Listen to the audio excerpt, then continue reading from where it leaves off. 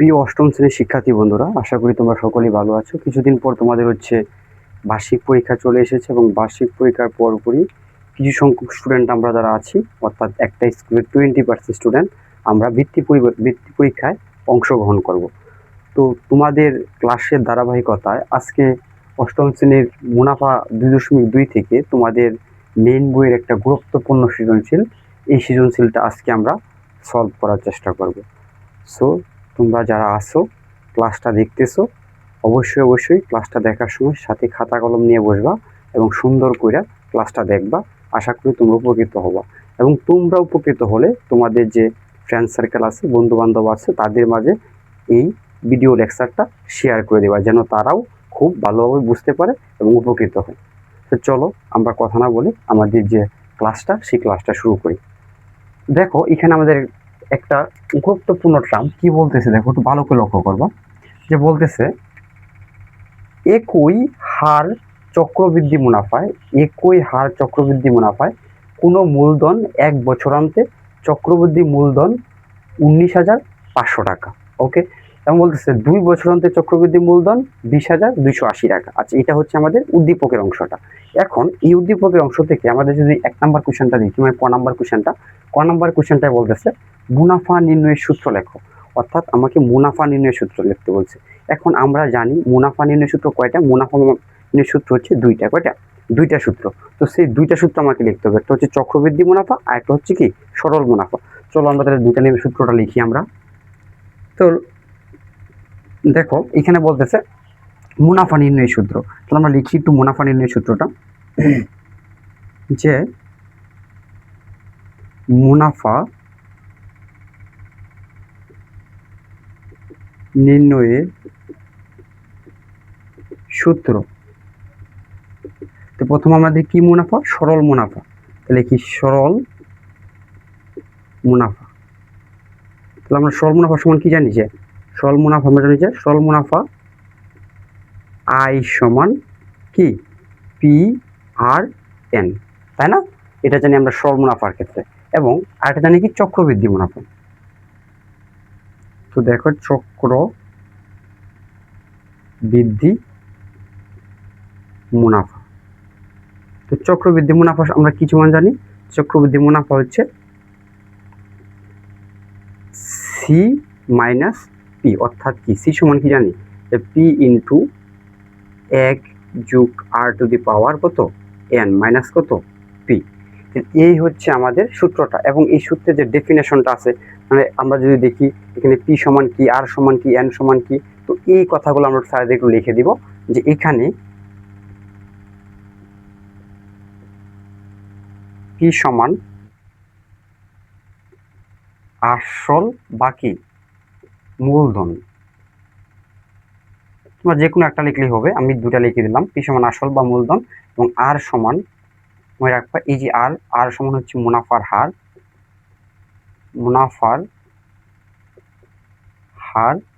এবং এন সমান হচ্ছে আমাদের কি সময়। তো এই যে ডেফিনেশনটা লিখলাম এবং এইগুলার যে তোমার হচ্ছে আসলে কি বলে, পিতে কি বলে এবং হচ্ছে আরতে কি বলে, এনতে কি বলে, সেটা আমরা সুন্দর করে লিখে দিলাম।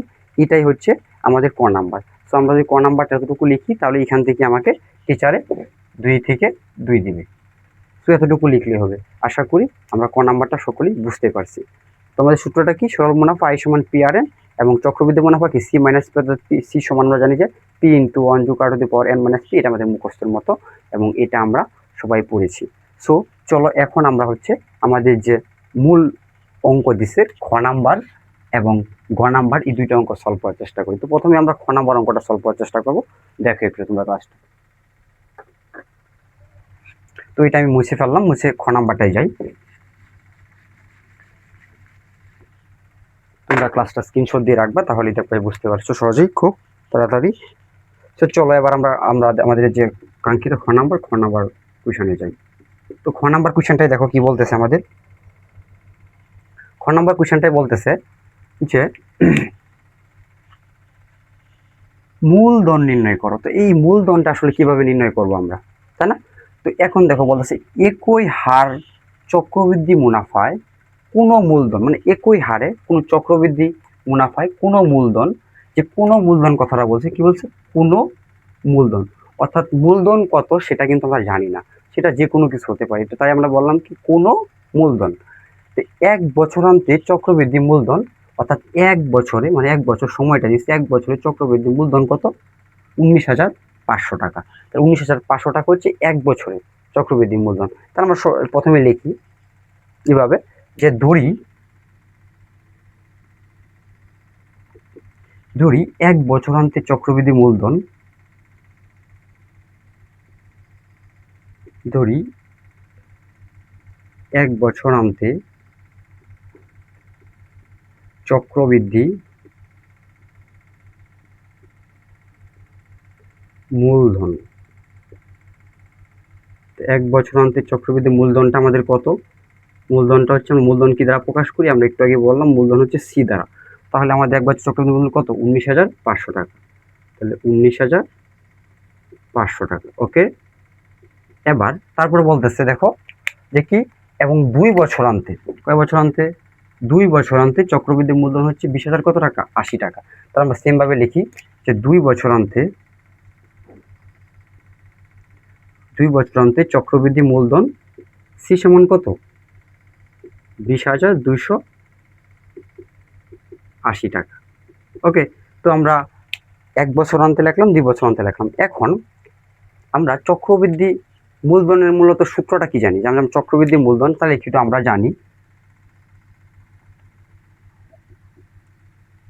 যে, আমরা জানি কি চক্রবৃদ্ধি মূলধন সি সমান কি জানি আমরা, যে পি ইন্টু, হ্যাঁ, 1 প্লাস আর টু দি পাওয়ার কি এন, এটা আমরা জানি, তাই না? তাহলে এখানে দেখো সি এর মানটা দেওয়া আছে, তাহলে আমরা লিখি এভাবে যে অতএব P into 1 plus R to the power n সমান লিখি আমরা কত, 19,500। এখানে দেখো আমাদের এই যে আমাদের সূত্রটার ক্ষেত্রে আমরা যদি এক বছরান্তে, দেখো আমাদের এক বছরান্তে, এই জন্য এখানে এন এর মান কত দিলাম আমরা, 1। ওকে, এটা দিলাম আমরা 1 নং সমীকরণ। বুঝতে পারলাম, এটা আমরা 1 নং সমীকরণ। কি বলছি আমরা, এই সি এর জায়গা শুধুমাত্র আমরা হচ্ছে কি 19,500 বসাই দিচ্ছি, সি এর জায়গা 19,500। আর যেহেতু এটা এক বছরান্তে, যেহেতু এটা ছিল এক বছরান্তে, যার কারণে এখানে আমরা কি দিচ্ছি, 1 দিছি। আচ্ছা, তারপর যাই আমরা সেম ভাবে, এখানে কয় বছরান্তে বলছিল আমাকে, 2 বছরান্তে, তাহলে এখানে 2 দিই। আমাদের কত ছিল, 20,280। তাহলে 20,280, এটাকে আমরা দিলাম 2 নং সমীকরণ। তো আমাদের 1 নং সমীকরণ এবং 2 নং সমীকরণ। এখন যে কাজটা করতে হবে প্রিয় বন্ধুরা আমার, এখন যে কাজটা করতে হবে, এখন কাজটা হচ্ছে আমাদের এই যে 1 এবং 2 আছে, দুইটা সমীকরণ আমরা বের করলাম, এবং 2 নং সমীকরণকে আমরা 1 নং সমীকরণ দ্বারা কি করব, ভাগ করব। চলো তাহলে আমরা ভাগটা করি। আমরা লিখি 2 নং সমীকরণকে 1 নং সমীকরণ দ্বারা ভাগ করে, লিখি 2 নং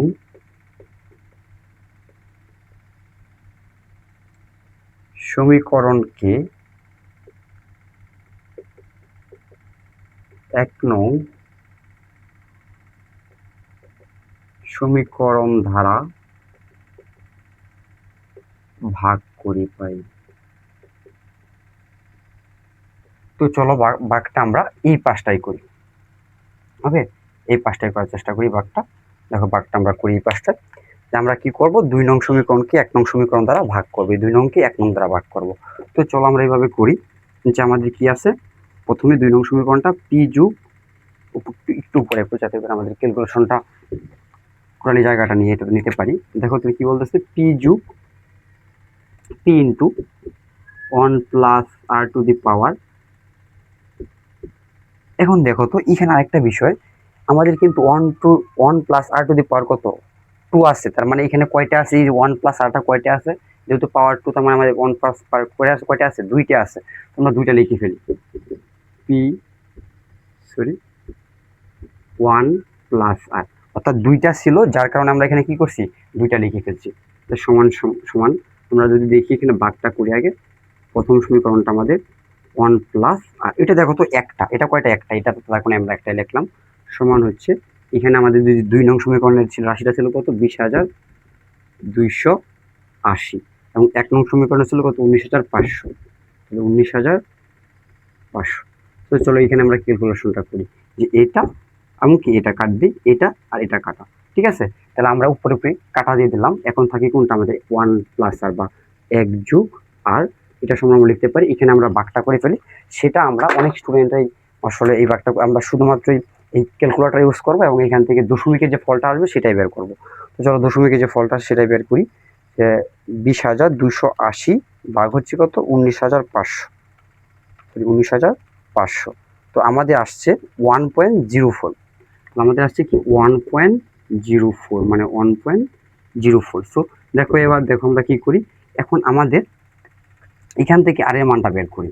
তো এই আর এর মানটা বের করার জন্য আমরা আরটাকে এই পাশে রাখি এবং 1.04টাকে আমরা দেখো এই ওয়ানটা প্লাসের আছে, ওই পাশে গিয়ে কি হয়ে যাবে, মাইনাসে, তাহলে ওই পাশে গিয়ে মাইনাস হয়ে গেছে। তাহলে অতএব আর সমান আমরা লিখতে পারি 1.04 মাইনাস হচ্ছে 1, থাকে কত আমাদের 0.04।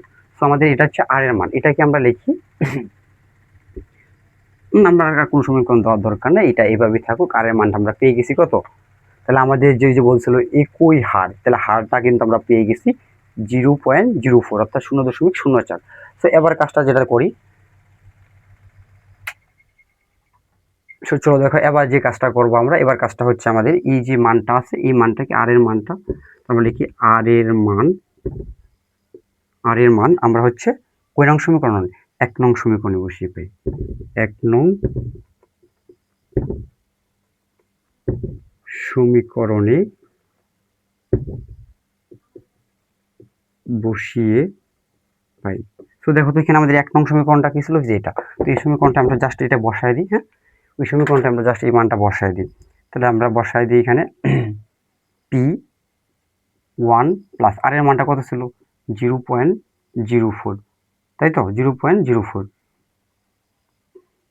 পাওয়ার কত 1, 1 তো দেওয়ার যে কথা, না দেওয়া কি একই কথা। তো 19,000 কত 500 ভা, এখন দেখো এখান থেকে 1 আর 0.04টা আমরা কি করি, যোগ করি। তাহলে যোগ করলে তো এটাই হবে, তাহলে প্লাস হচ্ছে 1, আমাদের হচ্ছে 1.04, তাহলে P ইন্টু 1.04, তাহলে P ইন্টু কি 1.04 সমান হচ্ছে 19,500, বা আমরা পিটাকে এই পাশে রাখি, গুণ আছে ওই পাশে গিয়ে কি হয়ে যাবে, ভাগ হয়ে যাবে। সো 19,500 ভাগ হচ্ছে কত 1.04, অতএব পি সমান আমরা যদি দেখি 19,500 ভাগ হচ্ছে 1.04, আমাদের আসে 18,750 টাকা। তো আমাকে কি বের করতে বলছিল, পি, অর্থাৎ আমাকে কি বের করতে বলছিল তারা, আমাদের বের করতে বলছিল আসল। কি বের করতে বলছিল দেখো তো, আসল বের করতে বলছিল, এই যে মূলধন বা আসল, এই যে মূলধন। তো আমরা পি পেয়ে গেছি, পিটাই কি আমাদের মূলধন কত 18,750 টাকা আমরা পেয়ে গেছি। তো আমরা লিখতে পারি তাহলে অতএব নির্ণয়ে মূলধন, আমরা লিখি অতএব নির্ণয়ে মূলধন, অতএব নির্ণয়ে মূলধন পি সমান 18,750 টাকা। তাহলে এটাই আমাদের কি আনসার। সো এই যে আমাদের অঙ্কটা, আশা করি তোমরা বুঝতে পেরেছো, এবং যদি না বুঝো আবার প্রথম থেকে যাও, প্রথম থেকে পুরো ক্লাসটি দেখো, তাহলে আশা করি বুঝতে পারবে, একদম ইজি একটা ম্যাথ। সো আশা করি তোমরা এটা বুঝছো। তো এবার আমরা ছোট ক নাম্বার কোয়েশ্চেনটাই সলভ করার চেষ্টা করি। সো ছোট ক নাম্বার কোয়েশ্চেনটাই দেখো কি বলতেছে আমরা।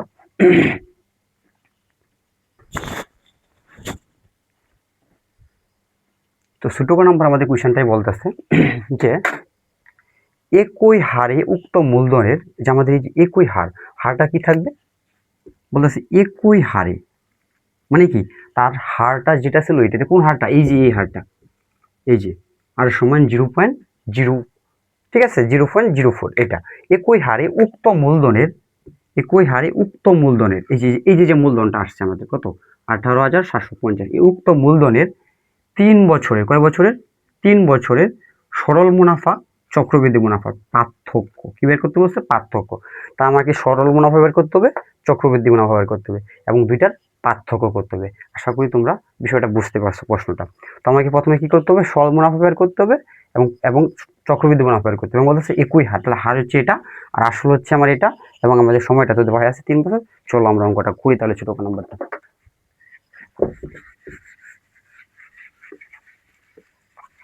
সো এখানে আমরা একটু লিখে নিই যে কি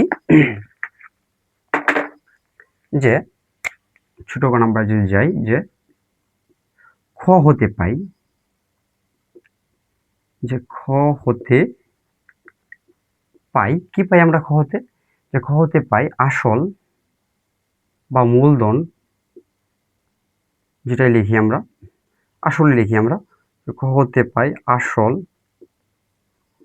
পি সমান 18,750 টাকা। তারপর বল কিতেছে একই হার, তাহলে উক্ত হার মুনাফার হারটা লিখি, যে মুনাফার হার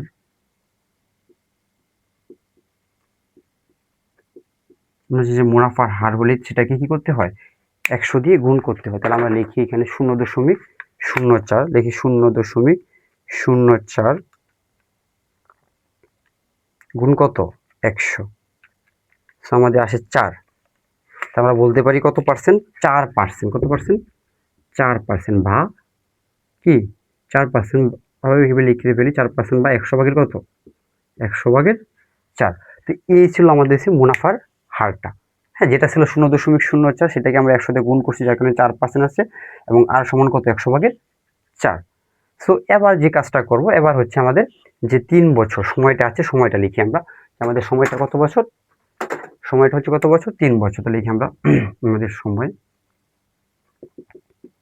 n সমান 3 বছর। তো এবার আমরা আমাদের সরল মুনাফাটা বের করব, তারপর চক্রবৃদ্ধি মুনাফা বের করব, এবং দেন এই দুইটার পার্থক্য করে ফেলব, বিয়োগফল বের করব। তো চলো আমরা করি, প্রথমে বের করি আমাদের সরল মুনাফা। সো আমরা লিখবো, আমরা জানি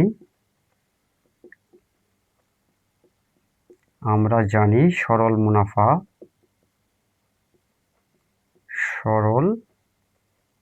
মুনাফা আই সমান কি পি আর এন। তো পি কত এখানে আমাদের দেওয়া আছে 18,000, কত 18,750 গুণ আর কত, আর হচ্ছে 100/4 গুণ এন কত, এন হচ্ছে 3 বছর। তো এখন আমরা যে কাজটা করব, কাটাকাটি করব। তো দেখি আমরা 18,750কে আমরা ভাগ করি 100 দ্বারা, ভাগ করি কত দ্বারা 100 দ্বারা। সো আসে আমাদের যেটা, এটার সাথে আমরা ওই বাকিটা গুণ করে ফেলি। একসাথে আনসারটা বের করে ফেলতেছি, তোমরা একটু নিচে নিচে করবা, তাহলে আশা করি পারবা এটা। তথা আমাদের আসে কত 2,250, আমাদের আসে হচ্ছে 2,250। আমরা লিখি একটু এটা 2,250 টাকা।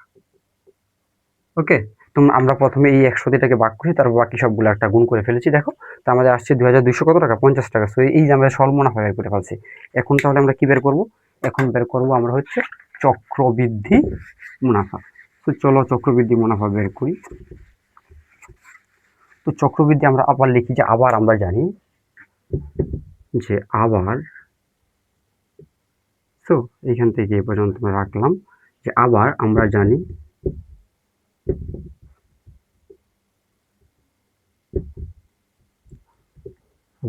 কি যে চক্রবৃদ্ধি,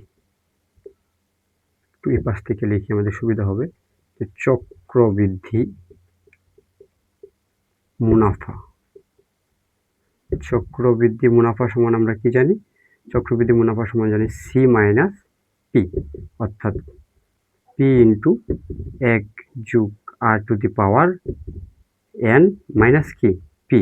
তাহলে এখানে আমরা জানি যে পি এর মান আমরা আগে পেয়েছিলাম 18,000 কত, লিখি 18,750, তারপর হচ্ছে 1 যোগ আর এর মানটা কত, আর হচ্ছে 100/4, তার হচ্ছে 100/4 পাওয়ার এন, এনটা কত, এনটা হচ্ছে আমাদের 3 বছর মাইনাস পি।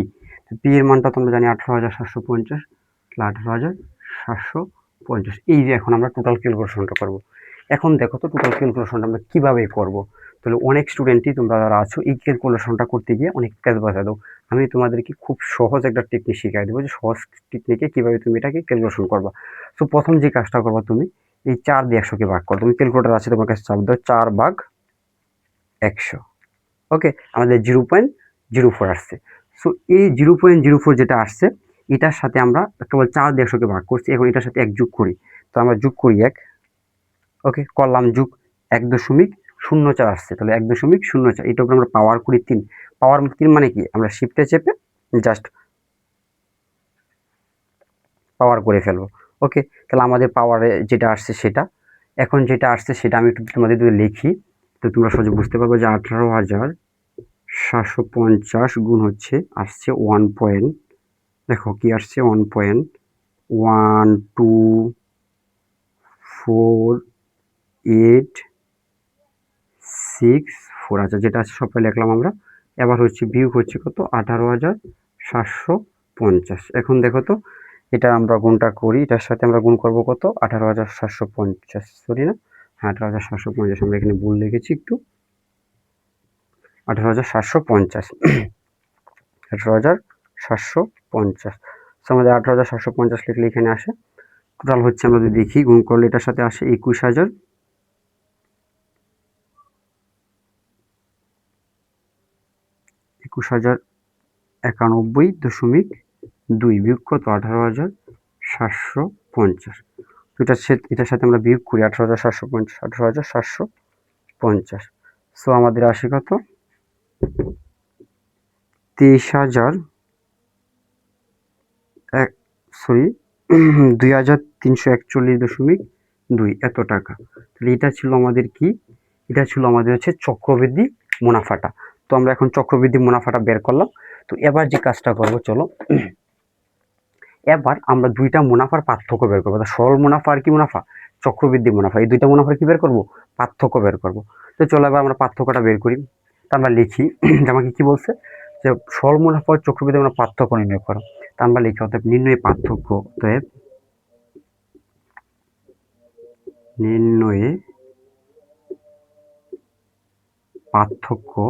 তাহলে দেখি এই যে এটা থেকে আমরা কি করি, এটা বাদ দিই, 2,341.2 বিয়োগ হচ্ছে কত, 2,250 এত টাকা। অর্থাৎ আমরা হচ্ছে চক্রবৃদ্ধি মুনাফা থেকে সরল মুনাফাটা কি করলাম, বিয়োগ করলাম। তো এখন দেখো বিয়োগটা আমরা করি, চক্রবৃদ্ধি মুনাফা থেকে সরল মুনাফাটা। তো বিয়োগ করার পর দেখি কি পাশে, 2,341.2 বিয়োগ হচ্ছে কত, 2,250। ওকে, আমাদের আসে 91.2 টাকা। তাহলে 91.2 টাকা, এটাই হচ্ছে আমাদের কি পার্থক্য, এবং এটা আমাদের কি আনসার। আশা করি তোমরা ক্লাসটা বুঝতে পেরেছো। একদম আমরা আমাদের এই ক্লাসের শেষ পর্বে চলে এসেছি, এবং আমাদের যে পার্থক্যটা পেয়েছি এটাই সেই পার্থক্য, এবং আমাদের এই ছিল অঙ্কটা। আমরা চক্রবৃদ্ধি সরল মুনাফা বের করছি, চক্রবৃদ্ধি মুনাফা বের করছি, এবং এর পার্থক্য বের করেছি, এবং এই ছিল আমাদের এই মুনাফা 2.2 এর আমাদের একটা গুরুত্বপূর্ণ সৃজনশীল। তো এই সৃজনশীলটা তোমরা আমি যেভাবে করছি এভাবে বাড়িতে প্র্যাকটিস করবা, বেশ কয়েকবার করবা, দেখবা যে তোমাদের আয়ত্ত এসে পড়েছে। এবং ক্লাসটা যদি ভালো লাগে অবশ্যই তোমরা অবশ্যই কমেন্ট করবা। তোমাদের কমেন্টে আমি উৎসাহিত হবে এবং তোমাদেরকে আরো ভালো ক্লাস দেওয়ার চেষ্টা করব।